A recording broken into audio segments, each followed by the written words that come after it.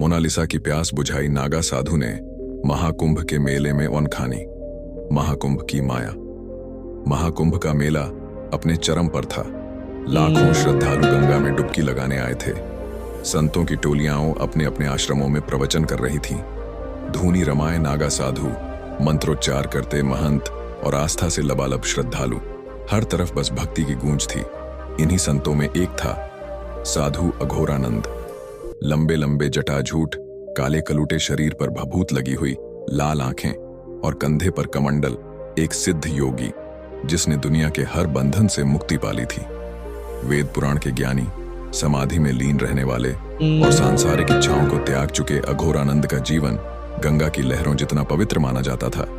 लेकिन महाकुंभ में ही मोनालिसा भी थी।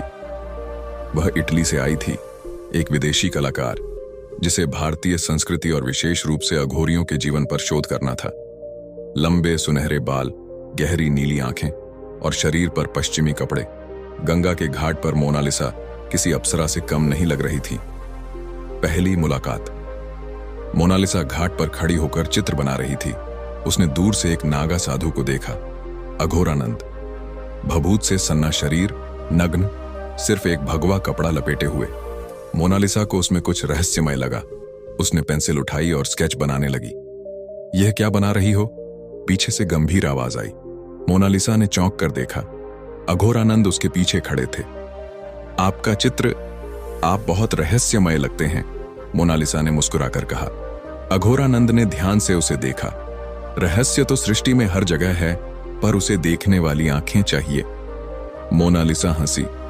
क्या मैं आपसे आपके जीवन के बारे में बात कर सकती हूं? अघोरानंद कुछ देर चुप रहे, फिर बोले, आओ मेरे साथ। आध्यात्मिक आकर्षण या इंद्रिय सुख? अघोरानंद मोनालिसा को अपने शिविर में ले गए। वहां भभूत से सनी हुई काली मिट्टी, जलती हुई धूनी और तंत्र मंत्र का माहौल था। मोनालिसा मंत्रमुग्ध होकर सब कुछ देख रही थी। तुम पश्चिम से आई हो और मैं इस शरीर को ही मिटाने की साधना करता हूं। हमारा मिलन असंभव है, अघोरानंद ने कहा। मोनालिसा ने हल्की मुस्कान के साथ कहा, अगर आत्मा का कोई धर्म नहीं होता तो प्रेम का क्यों हो?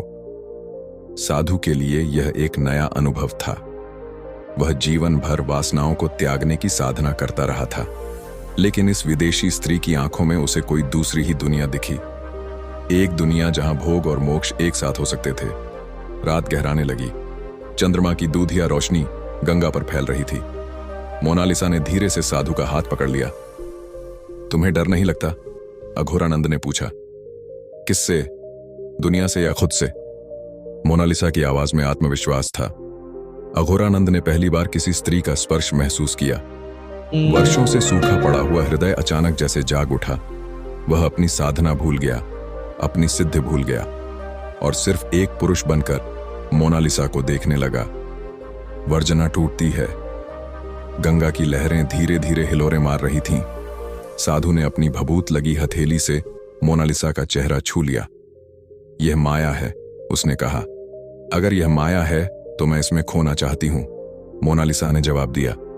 साधु ने पहली बार अपने भीतर की दबी हुई इच्छाओं को स्वीकार किया। वर्षों की साधना एक पल में ध्वस्त हो गई। धूनी की आग के पास चंद्रमा की रोशनी में दो शरीर मिल गए। एक ऐसा मिलन जहां न कोई धर्म था, न कोई जाति, न कोई सीमाएं। सुबह का सत्य।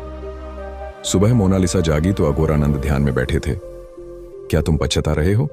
मोनालिसा ने पूछा। अघोरानंद ने आंखें खोली। नहीं, मैं अब और स्पष्ट देख सकता हूं। तो क्या अब तुम मेरे साथ चलोगे? मोनालिसा ने उम्मीद से पूछा। अघोरानंद मुस्कुराए। मैंने संसार को त्यागा था, पर प्रेम को नहीं समझा था। अब मैं जानता हूं कि प्रेम भी एक साधना है, लेकिन